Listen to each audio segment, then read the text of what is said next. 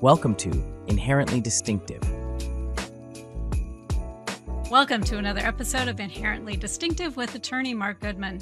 Mark's legal expertise centers on protecting ideas through patents, trademarks, and business law. I'm your host, Sophia Morales, and today's episode is Provisional Patents Explained: How to Protect Your Idea Before Full Filing. Welcome back, Mark. Okay. Yeah, this is a deep dive we definitely need to be doing, so I am ready to rock and roll. Okay, great.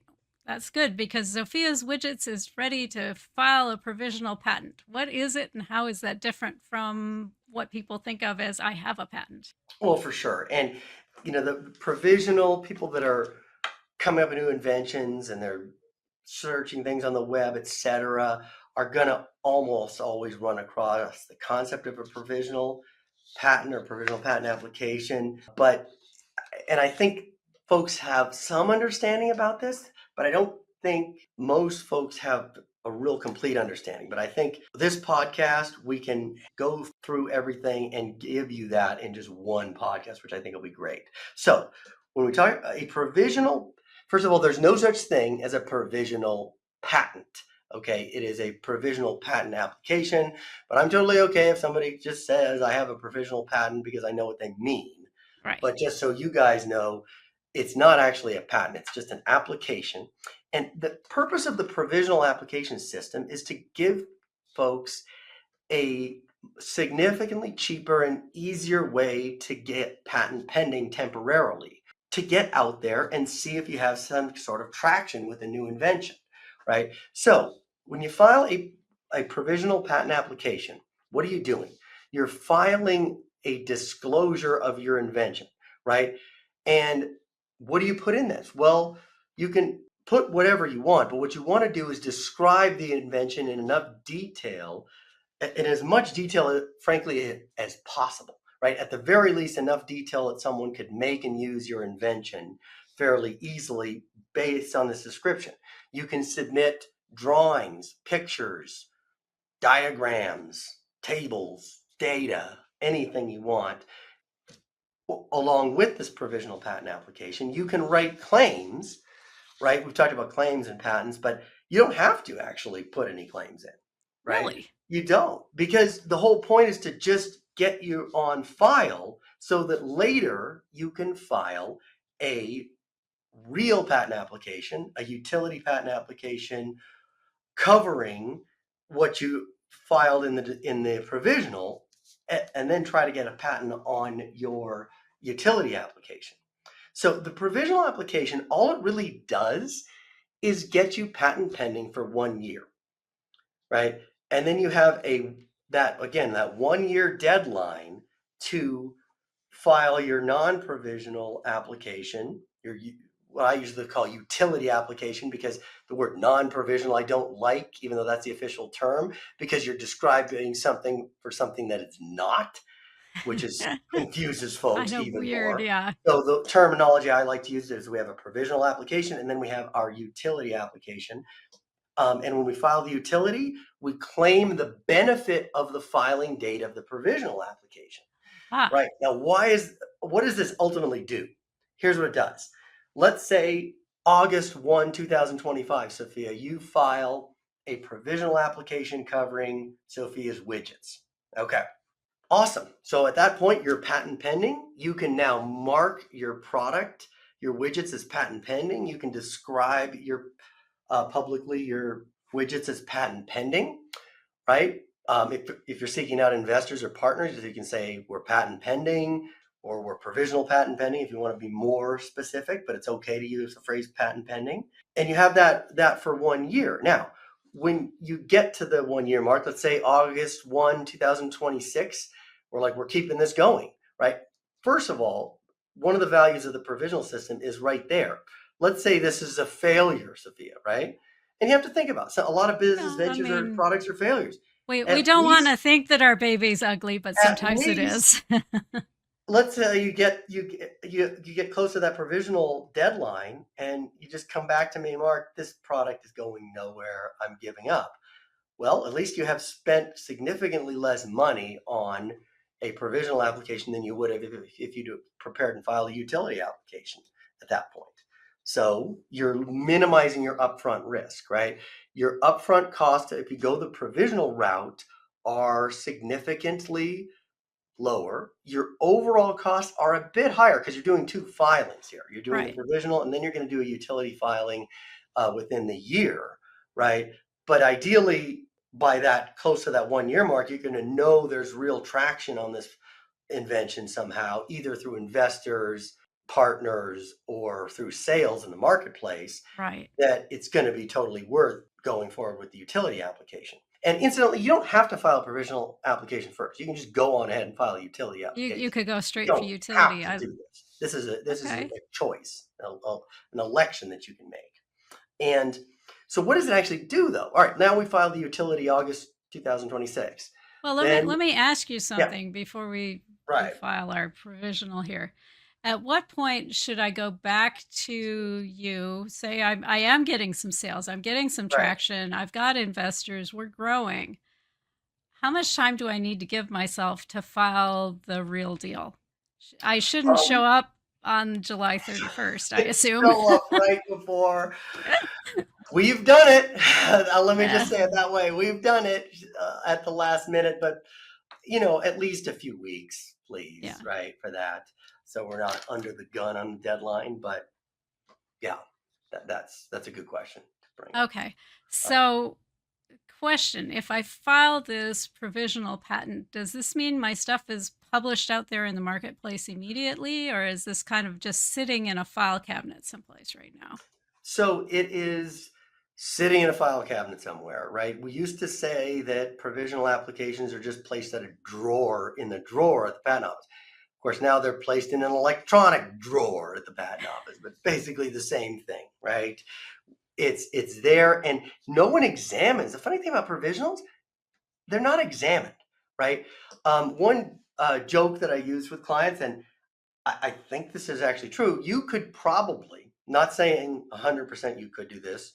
There might be some gatekeeper at the patent applications unit here, but you could probably just upload a scanned image of your underpants and get a provisional application filing date, Wow. right? Because all you do is just upload the disclosure. They don't really care what you put in it, right? But you need to care, because what I was going to get into and what the provisional actually does, it establishes your priority to that invention, right? So let's say, all right, August 1, 2025, we file a provisional. August 1, 2026, we now file our utility. Later in the process, the examiner comes back and finds some prior art. And let's say that prior art was published or filed in November of 2025. Okay. Now the examiner will look at that and go back and say, okay, I need to now look at the provisional disclosure and see if that provisional covers what we're claiming here, right? Hmm. Your scan and underwear is not going to cover it. Yeah, Okay. and I was going to And so, ask, does that kind of define what I want to say, the limits of the ground you're trying to claim, the provisional? right. Or can you change the parameters on that when you file the When you file utility? your utility. So the answer is that this happens all the time. You file a provisional, and then let's say you develop the invention more, right? And then you may claim certain things that aren't really disclosed in the provisional. Okay. So you're totally allowed to do that. It's just that with respect to those claims, and everything is evaluated on a claim by claim basis, and you can have as many claims as you want in the application. And so you may have a whole series of claims. And let's say you have 10 claims, right? And maybe claims 1 to 8 are clearly covered by what's in the provisional. Claims 9 to 10 are like kind of new. Okay, so the way that's going to work is that when they're evaluated, claims 1 to 8 are entitled to your 2025 earlier filing date as against prior art. So let's say there's something filed in September 2025, well, you're ahead of it. See, that's not prior art to your application. You don't have to worry about it, right?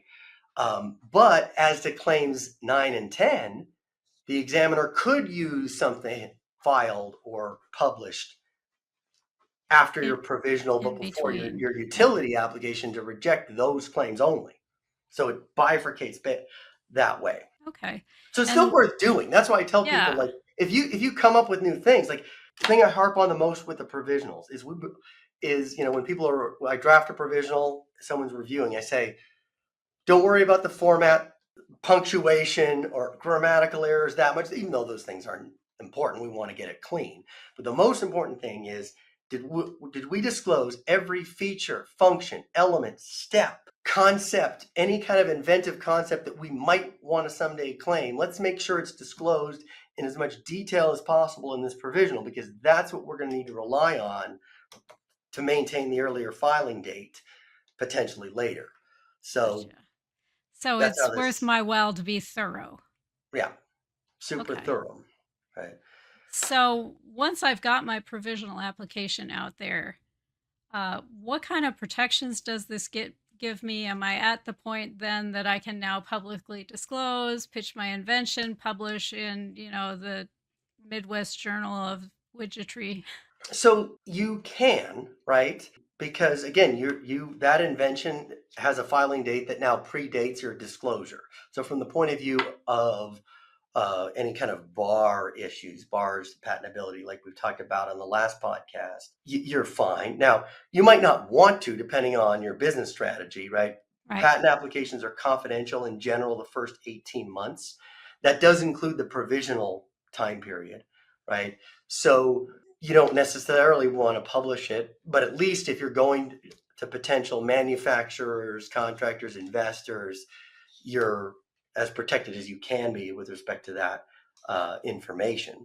And a lot of times people will file provisional application, build a product, and sell it, right? So obviously it's public at that point when it's on the market.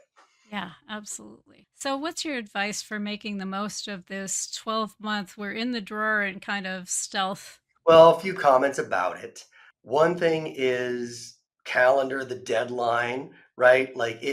A year comes up so much faster when you're trying to start a new venture of some kind than anyone ever thinks. We're here in 2025, and you know, this time 2026 is coming way faster than any of us realize if we're in business and trying to sell something, build something, market something, design something. All of that takes a lot of time.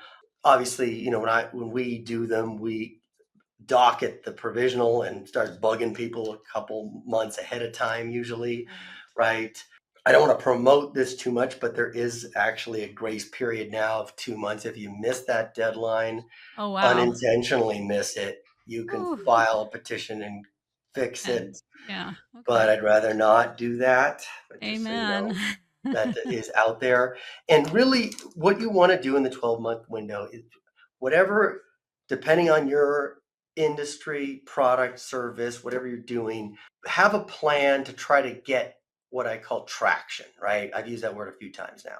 And what I mean by traction is just something other than just I have an idea and a dream, and I think Yeah, this is great. I don't think anyone's done it. It would be great because of this. Traction could mean you've manufactured the product and you sold some at some trade shows, right? Or right. you have a small number of sales on Amazon, but the maybe it's a small number, but people are giving you 5-star reviews, right? There's some Right. traction, right? Or maybe it's, you know, this venture capitalist firm is going to throw in some money and really try to take you to the next level, right? Mhm. Or you've made it on Shark Tank, right? And Right. You took your you're going to prototype to present Shark that, Tank. right? I think it's probably hard to get on there, but hey, that would to me be a form of traction, right? Because if you have this traction, then you in general would know, yes, it's worth the significantly higher investment to file a utility application before that deadline creeps up on Yeah, you. absolutely. So some market confirmation that your baby is not in fact ugly. Right. I like that. Well, Yeah. thank you for filling us in on the ins and outs of that today, Mark. I really appreciate it. Yeah. No, this was great. My pleasure. And that's it for today's episode of Inherently Distinctive. For more insights or to connect with Mark, visit goodmanlawnevada.com. And if this helped you clarify your next IP step, be sure to like, subscribe, and leave a review. And tune in for the next episode and more insights from Mark. Thanks for watching. Be sure to hit that like and subscribe button and leave us a review in the comments.